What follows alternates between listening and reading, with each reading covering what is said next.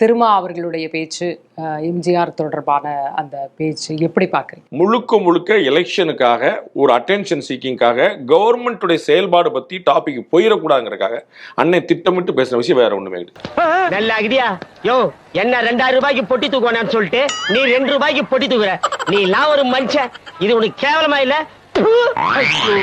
அது கருணாநிதி அவர்களுடைய நினைவேந்தல் நிகழ்ச்சி. அவருடைய மைய அரசியல் தான், அவருடைய எதிர்ப்பு அரசியல் தான் இங்க இருக்கு. வேற யார பத்தியுமே இங்க அதிகமா பேசப்படல. 3 முறை தேர்தலில் தொடர் தோல்வியை கண்டவர் கலைஞர். எப்ப எம்ஜிஆர் இருந்தபோது கர்ம கர்மா என்ன இப்படி நாறுது. 2 முறை தொடர் தோல்வி கண்டவர் ஜெயலலிதா இருந்தபோது. என்ன எவனும் அடிக்க முடியாது, ஞாபகம் வச்சுக்க. உன்னால கூட அடிக்க முடியாது. நான் திருப்பி அடிச்சா தாங்க முடியாது உன்னால. A few moments later.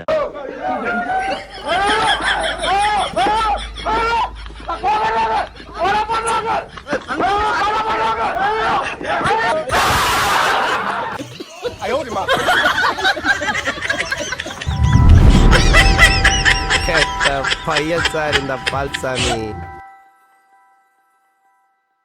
கூட்டணியும் கட்சிக்குள்ளேயே ஒரு உயரிய பொசிஷன், அது கட்சியவே லீட் பண்ற பொசிஷன் கொடுக்கறதுக்கும் வித்தியாசம் இருக்கு. உங்க கட்சியில நீங்க இப்போ இடஒதுக்கீடு வச்சு கொடுப்பீங்களா? அது எங்க இருக்கு? நெக்ஸ்ட் மாற்று சமூகத்துக்கு உங்க கட்சியில கொடுப்பீங்களா? நெக்ஸ்ட் வேற என்ன சமூகம்? உங்க சமூகத்திலே மாற்றம் கொடுப்பீங்களா? சரி வேண்டாம் சார், உங்களுக்கு பதிலா வேற யாருக்கா கொடுப்பீங்களா? நீங்க எங்க வர்றீங்க? பழக்க வழக்கம்லாம் பஞ்சாயத்தோட இருக்கணும். பாத்ரூம் வரைக்கும் வந்துட்டு பல்லு வரைக்கும் குளிச்சிட்டு சாப்பிட வேலையெல்லாம் வச்சுக்க கூடாது, தெரியுதா? நான் தான் தலைவர்னு உடம்பு புடியா நினைச்சுக்கிறது என்ன வாதம் அது? உனக்கு வந்தா ரத்தம், எனக்கு வந்தா தக்காளி சட்னா முட்டிக்கிட்டு மோதிக்கிட்டு ரத்த கை காணிக்கிறேன். தனக்கு யாரையுமே வாரிசு எம்ஜிஆர் நியமிக்கல, ஜெயலலிதாவும் நியமிக்கல. எம்ஜிஆருக்கு பிறகு யார் என்பதை மக்கள் தீர்மானித்தார்கள். ஜெயலலிதா வந்தாங்க. ஜெயலலிதாவுக்கு பிறகு யார் என்பதை மக்கள் தீர்மானித்தார்கள். இபிஎஸ் வந்தார். இதுல எங்க பார்ப்பனியம் வந்தது? இப்ப என்ன பண்றீங்க? என்கிட்ட 3 ட்ரிப் வாங்கி முடுக்கு முடுக்கு முடுக்குன்னு குடிக்கிறீங்க. ஓகே பயவுள்ள இவன் கோமியத்தை வாங்கி குடிக்க சொல்ற மாதிரியே சொல்றானே. அப்ப பட்டியலினத்தவர்களை ஜாதி சொல்லி இழிவுபடுத்த கூடாதுன்னு பிராமணர்கள் நீங்க எப்படி ஜாதி சொல்லி இழிவுபடுத்துவீங்க?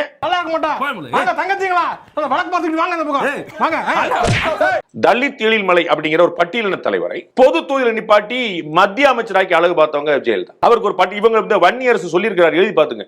கலைஞர் வந்து பொது தொகுதி கட்டம், பொது தொகுதி வந்து திமுக கொடுக்கல.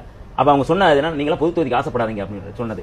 நீங்க எப்படி பொது வீதியில் நடக்காதீங்களோ, பொது குளத்தில் நடக்காதீங்களோ, அது போல சொல்லாடலாம் அந்த வார்த்தை. நீங்க பொது தொகுதி கேட்காதீங்க அப்படிங்கிறது. இது ஏன் நியூஸ் சேனல்ல ரெக்கார்ட் செய்கிற வன்னியர் அது யார் சொன்னார்கள் என்று சொன்னாலும் சரியானதா? அது கலைஞர் தான் சொன்னாரு. அது கலைஞர் தான் சொன்னாரு. போவையா போவையா மதிக்காதவன் தலைவாசல மிதிக்காதன்னு சொல்லுவாங்க. மிதிப்பையா மிதிப்பையா. எங்களுக்கு பொது தொகுதி கொடுங்கன்னு விடுதலை சிறுத்தைகள் கேட்டபோது உங்களுக்கு பொது தொகுதி கேட்கிற அளவுக்கு தைரியம் வந்துருச்சான்னு கேட்டார் கலைஞர். வன்னியர் சொல்கிறார், நான் சொல்லல. கழுவி கழுவி பொலிச்சு பொலிச்சு பொலிச்சுன்னு ஊத்துனா அப்பவே அறிவு வரலையா? நீங்க பொது தொகுதி கேட்பீர்களா அப்படின்னு கேட்டாரு. அப்படி சொன்னவர் உங்களுக்கு வந்து சரியா தெரியுது. ஆனா ஒரு பொது தொகுதியில யாரும் கேட்காம எந்த தலித் எழில்மலை நிப்பாட்டி வெற்றி பெற வைத்தவர் ஜெயலலிதா. உனக்கெல்லாம் வெக்கமே இல்லையாடா? சோறு தானே திங்கிற. எரிச்சல் வருது இவனை, நான் கெட்ட வாரத்துல திக்கி போயிருவேன். அப்புறம் பெத்தம் கொதிக்குது உன்னை பார்க்க போயிரு. எல்டிடிக்கு முதல்ல சப்போர்ட் பண்ணது எம்ஜிஆர். திரு ஆண்டன் பாலசிங்கம் எழுதியிருக்கிறார், எவ்வளவு வேணும் தொகை கேட்டு. மறுநாள் கால இவர் வந்து பெரும் தொகை ஒண்ணு சொல்லி, நான் இந்த இடத்துல பதிவு பண்ண விரும்பல, அது எல்லாருக்கும் தெரியும் விஷயம்.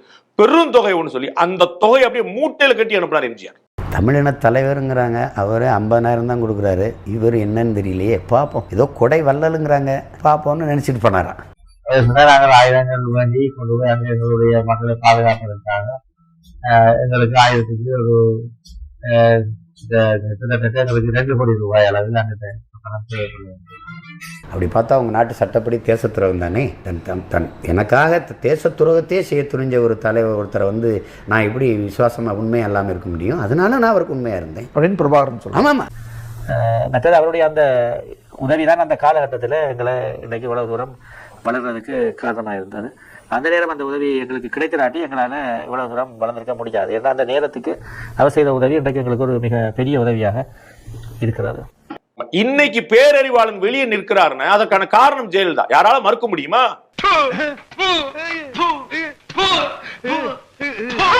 நீதியரசர் சதாசிவம் உச்சநீதிமன்ற தீர்ப்பு சொன்ன பிறகு இவர்களை விடுதலை செய்வதற்கு விருப்ப நாள் செய்யலாம்னு ஒரு வார்த்தை அப்படி லைசா விடுறார். 3 நாள் ஆர்டர் போட நான் ரிலீஸ் பண்ண முதல்ல சட்டமன்ற தீர்மானம் கொண்டு வந்தது யார்? அப்ப அவங்க ஆதரிக்கிறாங்க. அவங்க ஜெயலலிதா பிராமணர்களுக்கு ஆதரிச்சாங்களா? தமிழில் விடுதலை புலிகள் எல்லாருமே இப்படி சோறு திங்கிறக்கு எவ்வளவு மானங்கட்டு போய் தெரிய வேண்டியிருக்கு தெரியுமா? 3 வேளை சோத்துக்காக 3 அமெரிக்க அமல விட அதிகமா நடிக்க வேண்டியது இருக்கு.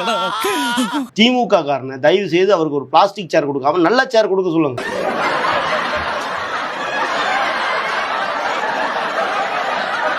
நீங்க கூட கூப்பிட்டு உட்கார வைக்கிறீங்களே, இந்த தடவை கூப்பிட்டு நீங்க பேசுவீங்களே, அப்ப தயவு செய்து சோபா கொடுங்க. நீங்க என்ன மாதிரி உட்காரீங்களோ அந்த மாதிரி சோபா கொடுங்க.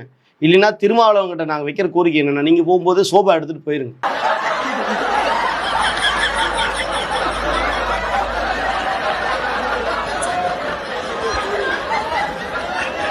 நீங்க உங்களை நம்பி வந்த மக்களுக்கும் ஏமாத்து பண்ணிட்டீங்க, உங்களுக்கும் மான மரியாதை கிடையாது. அப்புறம் எதுக்கு அந்த கூட்டணியில் இருக்கிற அப்படின்னு கேட்டா, பணத்துக்காகவும் அந்த அதிகாரத்துக்காகவும் அந்த பதவியில் உட்கார்ந்து இருக்கிறார், அந்த கூட்டணியில் உட்கார்ந்து இருக்கிறார். திராவிட முன்னேற்ற கழகத்தோடு இணைந்து தேர்தல் களத்தை சந்திக்கிறோம். தொகுதிகளுக்காகவா, பதவிகளுக்காகவா? இல்லை என்று நான் அழுத்தமாக சொல்ல கடமைப்பட்டிருக்கிறேன். அதான் தெரியுது, சேர்ப்படி வாங்குறது, 2-3 சீட்டுக்கு முட்டிக்கால் போடுறது.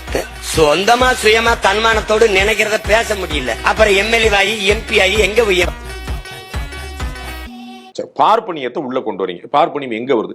கருணாநிதி அவர்கள் இந்திரா காந்தியோட அலைன்னு சொல்லிட்டார். இன்னைக்கு என்ன தீர்மானத்தோட வந்திருக்கான் தெரியலடா சாமி. இந்திரா காந்தி என்ன சமூகம், நேரு என்ன சமூகம், இன்னைக்கு வந்து ராகுல் காந்தி என்ன சமூகம்னு சொல்றாங்க. அப்ப பார்ப்பனியத்தை உள்ள கொண்டு வந்து யாரு நீங்க சொல்லணும்? யோ பேசு பேசியா. கலைஞரை விட்டுருங்க, அவருடைய தலைவரா இருக்கக்கூடிய அண்ணா வந்து ராஜாஜியை கூட்டிச்சிருந்தாரா இல்லையா? பச்சை பிராமணர் பிற்காலங்களிலும் முற்காலங்களிலும் குள்ளுகப்பட்டார், அது இதுன்னு கடுமையா விமர்சிக்கப்பட்ட ராஜாஜி கூடவே இருந்தார். கூட்டணி வச்சிருந்தீங்களா இல்லையா? பேசா. எம்ஜிஆர் பார்ப்பனியத்துக்கு வழிகோலுனாருண்டா ராஜாஜியை கூட வச்சிருந்தவங்க பாரு, செய்யறதையும் செஞ்சு விட்டு குடிக்கிறத பாரு, திருவிழாவில காணாம போன புள்ள மாதிரி. ஏய், உன்னை தெரியுண்டா எனக்கு. அப்ப ஜெயலலிதாக்கு முன்னாடி எம்ஜிஆர், எம்ஜிஆருக்கு முன்னாடி கலைஞர், கலைஞருக்கு முன்னாடி அண்ணா பீரியட்லயே ராஜாஜி கூட நிக்கிறார், கூட தேர்தல் கூட்டணி வச்சு. அப்ப பிராமணர்ல முதல்ல கொண்டு வந்து யார் உங்க கணக்குல? நீங்க நம்பர் 1 டுபாக்கு, அவன் நம்பர் 2 டுபாக்கு. நான் நம்பர் 1. இந்திரா காந்தி கூட யார் கூட்டணி வச்சிருந்தா அது யோசிங்க. ராஜாஜி கூட யார் கூட்டணி வச்சிருந்தா? அவங்க எல்லாம் உங்களுக்கு என்ன சமூகமா தெரிஞ்சது? பிறகு வந்த எம்ஜிஆரும் பிறகு வந்த ஜெயலலிதா உங்களுக்கு தெரியுதா? சரி, அதே ஜெயலலிதாவோட நீங்க கூட்டணி வச்சிருந்தீங்களே. யாராவது மொட்டை அடிச்சுட்டு வந்தா அவன் தலையில தபையலா வாசிப்பீங்க. இல்ல, பெரியார் பேசினதை அண்ணா பேசினாரு, அண்ணா மீதும் பெரிய விமர்சனம் இல்ல. அண்ணா பேசினதுதான் கலைஞரும் பேசுறாரு, ஆனா அவரை மட்டும் விமர்சிக்கிறாங்க. மூஞ்சி சார், மூஞ்சி. சில மூஞ்சிகளை பார்த்தாதான் போட்டுடன் போல தோணும். அவர் வந்து அந்த சமூக நீதி கொள்கையில அந்த உறுதியோட நின்னதுனாலதான் அவருக்கான இவ்வளவு விமர்சனங்களா அப்படின்ற. பெரியாரும் கலைஞரையும் விட ரொம்ப மெச்சூர்டா நிதானமா செயல்பட்டவர் அண்ணா வந்து ஒன்றே குலம் ஒருவனே தேவன் ஏற்கிறோம்னார். நீங்க சொன்னீங்களா? அதெல்லாம் நாங்க கவலையே படுறது இல்லங்க. திருமாவளவன் அவர்கள் அரசியல் ஞானம் மிக்கவர். ஆமாங்க. இப்ப இதெல்லாம் நீங்க நடக்கக்கூடிய போராட்டங்கள்லாம் சொல்லும் பொழுது முதல்வரே ஒரு விஷயம் வந்து சொல்றாரு. மோடி அவர்களால கூட சாதிக்க முடியாத விஷயத்த, பிற மாநில முதல்வர்களும் சாதிக்க முடியாத ஒரு விஷயத்த, வளர்ச்சியை தமிழகத்துல இந்த முத்துவேல் கருணாநிதி ஸ்டாலின் செய்து காமித்து விட்டார். அது பொறுக்க முடியாம எடப்பாடி ஏதோ சகிச்சுக்க முடியாம பேசிக்கிட்டே இருக்கு. நான் ஒரே ஒரு கேள்விதான் வைக்கிறேன். தமிழ்நாடு நம்பர் 1 மாநிலமா இருக்கு, சூப்பர். இதற்கு நீங்கள் செய்தது என்ன? திமுக அரசாங்கம் சொல்லிட்டு நான் செஞ்சேன்ப்பா, நாடு வளர்ந்துச்சுப்பான்னு ஒண்ணு சொல்லட்டும். खत्म, bye bye, tata, good bye, गया. இந்த வீடியோ பிடித்து இருந்தால் சேனலை சப்ஸ்கிரைப் செய்யவும், ஏதாவது குறைகள் இருந்தால் கமெண்டில் போடவும், அப்புறம் பறக்காமலே போட்டிருந்த வரட்டாமாம் வீடுறதே. வரண்டா Chinnasamy. Hey guys, this is your editor. Video பிடிச்சிருக்குன்னு நினைக்கிறேன். ஸோ பிடிச்சிருந்தா ஒரு லைக் பண்ணிடுங்க, அண்ட் கமெண்ட் செக்ஷன்ல ஒரு ஹார்ட்டிங் அல்லது ஒரு ஸ்மைல் தெரிக்க விடுங்க பார்ப்போம்.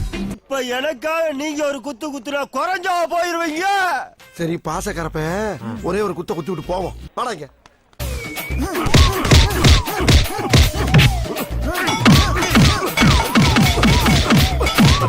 போதுமில்லடா, போடா.